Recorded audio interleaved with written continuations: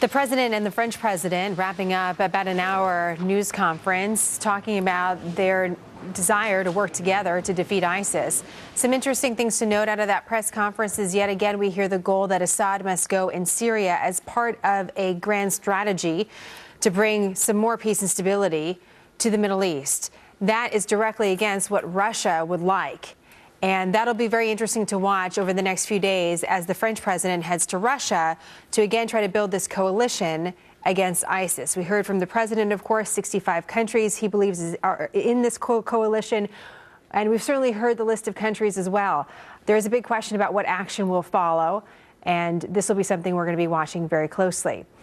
In the meantime, as the French president and President Obama wrap up their news conference, we have a lot of other news to get to today as well. We're leaving it right where we left off. The president's in that news conference.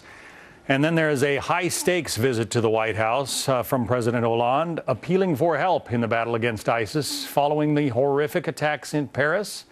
Welcome to this edition of Happening Now. I'm John Scott. And I'm Jenna Lee. And that joint news conference with the two leaders, as we mentioned, just wrapping up.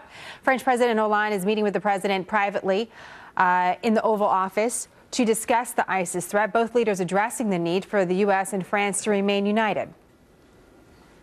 We dedicate ourselves to the same ideals, that all people deserve life, liberty, and the pursuit of happiness. France is our oldest ally. You helped us win our independence. We helped liberate France from fascism. We owe our freedom to each other. We have Fox News coverage on a very busy day around the world and some new details in the investigation into the Paris attacks and the fate of those two Russian pilots shot down by Turkish forces near the Syrian border. James Rosen is live at the White House, and we'll go to him first. James? Martha, good afternoon. Where we just concluded this joint news conference between President Obama and President Hollande of France. The two made a great show of solidarity. It wasn't immediately clear, however, how much joint cooperation there would be. Both men continually spoke of the need to strengthen their intelligence sharing operations. The French president said that yesterday his country undertook its sixth strike inside Raqqa in Syria since the Paris attacks. The president at one point spoke with some passion, even reciting from the words that are inscribed on the Statue of Liberty about the need to take in more Syrian refugees. And at one point as well, the two of them did also address today's shocking news out of the Syrian war theater, wherein a Turkish fighter jet apparently shot down a Russian fighter jet, maybe inside Turkish airspace. The president saying, we're still awaiting all the facts from Turkey, from Russia, from our own intelligence community. But the president, in essence, had a message here for Vladimir Putin, which was, in essence, I told you so. Because he said what happened here with this fighter represents, as the president put it, a problem with the ongoing campaign by the Russians in the Syrian theater. Do we have that sound? Can we play that from the president?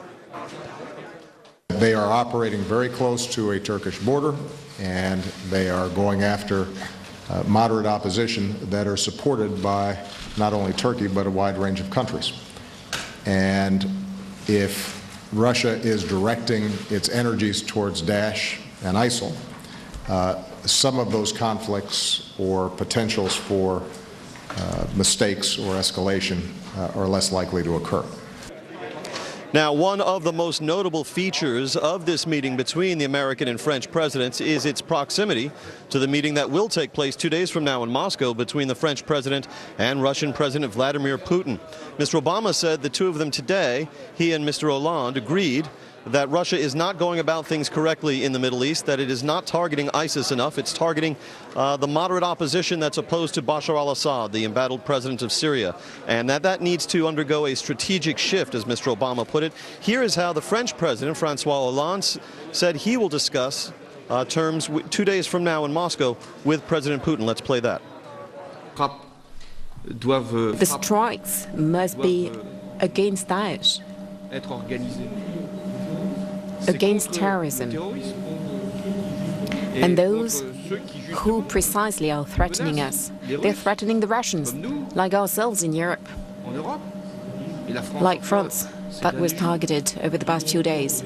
We must therefore coordinate ourselves, cooperate, but on that basis. And both leaders here today made it clear they will not be sending large-scale troop deployments to the Syrian theater. Jenna, back to you. We'll talk more about that. James, thank you very much.